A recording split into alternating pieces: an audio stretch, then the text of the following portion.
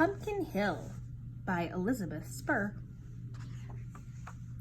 There once was a pumpkin, a lonely, only pumpkin that grew on the brink of a great green hill.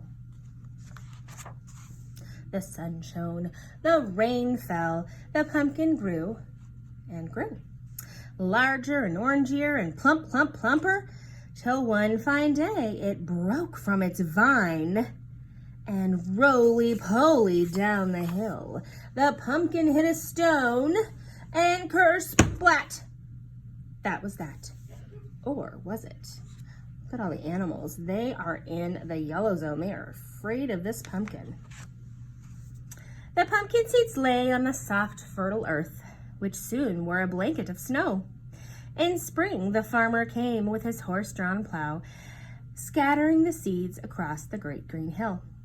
But he and his wife could not agree, barley or corn, alfalfa or hay. So the hill was left unplanted, except for the pumpkin seeds. The rains came and the sun shone.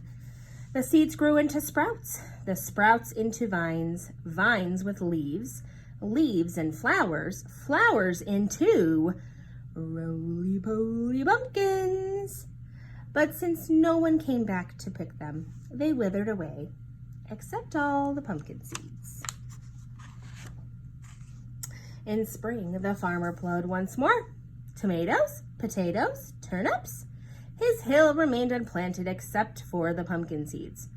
Sun and rain once around again. Sprouts, vines, roly-poly pumpkins, which withered away except for. Once again in the spring, the farmer plowed, but he didn't sow. Little did he know that he had no need. Beneath the soil, a crop was widely planted, those hardy little pumpkin seeds. They grew in sun and rain from small green lumpkins into fat, round plumpkins. Oh my goodness. Because the farmer lived on the far side of the hill, he did not see the land that had turned bright orange with a mass of roly-poly pumpkins. There came a mighty wind, the whirly-swirly kind.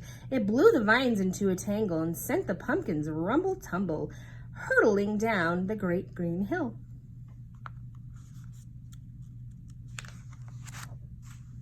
The valley town was wakened by a roar as loud as thunder, as thousands of pumpkins thumped and bumped down the slope. Behold, a golden avalanche. Look, they're running. And they're getting on top of their cars. Oh my goodness. Traffic jammed. Shops shut down. What a delightful disaster. The pumpkins bonked pedestrians and ricocheted off walls. They rolled into the marketplace and tumbled all the vegetables into a giant tossed salad. Pumpkins rolled into canneries and stalled conveyor belts. Cried the workers. This is more than our cannery can can. One could not help but chuckle to see uppity folks struggle with those most roly-polies.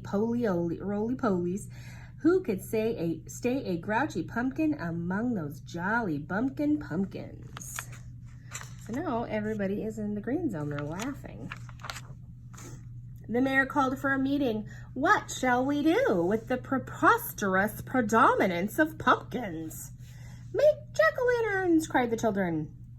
Remember, it's almost Halloween. So the mayor decreed that each citizen must take home a pumpkin to carve.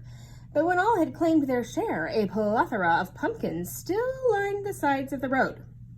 The children cried, make pumpkin pies! All Halloween at moonrise, the whole valley glowed with the grins of 6,000 jack-o'-lanterns.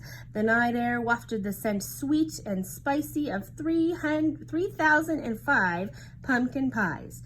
Children dressed as goblins and ghosts paraded on the green, and each held a candled pumpkin. What a blazing Halloween. The farmer apologized for causing such a mess. The frazzled mayor shouted, "No more pumpkins!" The farmer and his wife talked head to head, and then he announced to the crowd, "I'd like to set aside my great green hill for all those children. They can run here, they can hide, ski, slide, or pony ride. They'll grow healthy, they'll grow tall on this land that I will call Pumpkin Hill." A propitious solution," said the mayor, "for our pumpkin pollution." It's kind of a tongue twister. And then the mayor imposed a harsh punishment on anyone who scattered pumpkin seeds.